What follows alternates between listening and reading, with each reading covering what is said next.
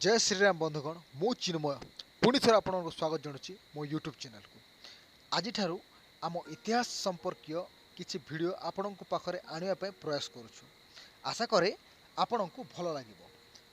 आज आम इतिहास आईना सीरीज प्रथम भाग पाइक विद्रोह विषय कर पाइक विद्रोह जहाँ ओडिशार पाइक मानकर वीरत्वर गाथा शौर्यर कथा कहुए जे 1857 क्रांति इंग्रेज मान विरुद्ध में प्रथम विद्रोह किंतु ता पूर्वर 1817 मसीह खोर्धार बक्सी जगबंधु नेतृत्व में पाइक विद्रोह घटी सारी जितेबले इंग्रेज माने ओडिशार उत्तर में कलिकता और दक्षिण में आंध्र प्रदेश अधिकार कर सारी तापर से ओडिशा उपर 1803 मसीह आधिपत्य विस्तार कले।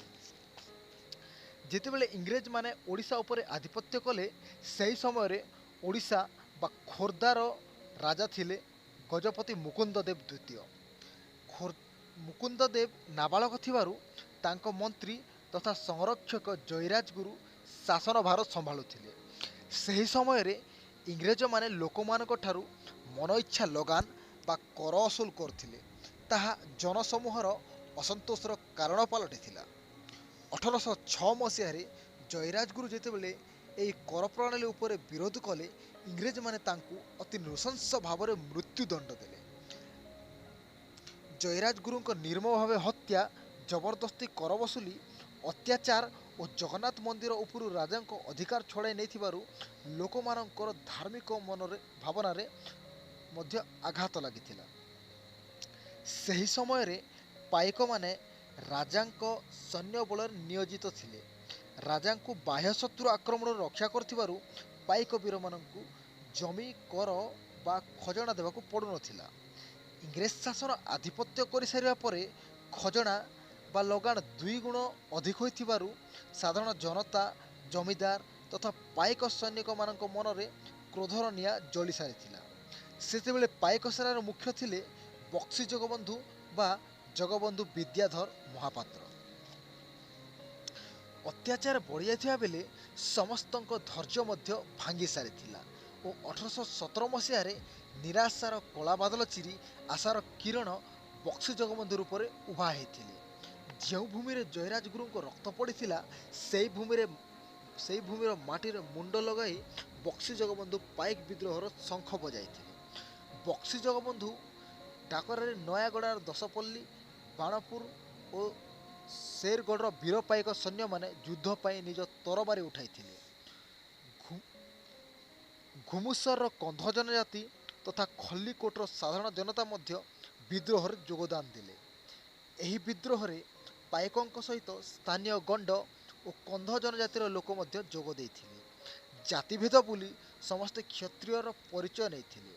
समस्त को क्षत्रिय कहुवर कारण हेउछि जी युद्ध करे से क्षत्रिय।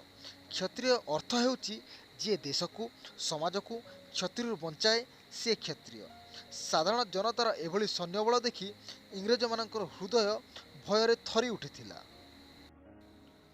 बक्सी जगबंधु कुशल नेतृत्व में पाइक विद्रोह एपरी सशक्त हो उठिला धीरे धीरे इंग्रेज मानकर गड़ भस्म होगा लगिला।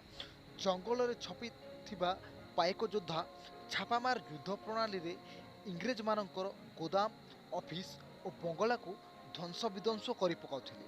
दीनबंधु सामंतराय महापात्र दामू सुबुद्धि मंगराज सामंत माधवचंद्र राउतराय पंडित बाहुबलेन्द्र कृतिबास पाटशाणी समस्ते विद्रोहर निया जलाई। समस्त लक्ष्य थिला मातृभूमिर स्वाधीनता। घेसर जमीदार मध्य एही विद्रोह रे बक्सी जगबंधु को साहाय्य करथिले। हेले जो योद्धा को 10 वर्षर लंबा संग्राम हराई पार नथिला तांको सामान्य विश्वासघाता हराई देला।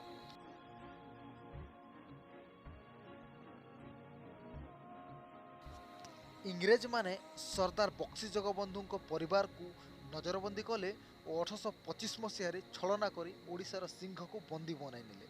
1826 मसीह कटक जेल रे स्वाधीनता संग्राम स्वप्न देखि देखि एही महानायक शेष निश्वास त्याग कले। हेले से जो विप्लवर बन्ही जलाई से बन्ही ही हजार हजार देशप्रेमी को विद्रोह करने प्रेरणा जोगाई। यही विद्रोह केवल 10 वर्ष काल चली किंतु वीर सुरेंद्र साई निज सहयोगी सहित 1864 मसीहा पर्यंत ଗିରଫ ହେବା ଯାଏଁ ଇଂରେଜ ସରକାରଙ୍କ ବିରୁଦ୍ଧରେ ଯୁଦ୍ଧ କରି ଇଂରେଜ ସରକାରଙ୍କ ଆଖିରୁ ନିଦ ହଜାଇ ଦେଇଥିଲେ।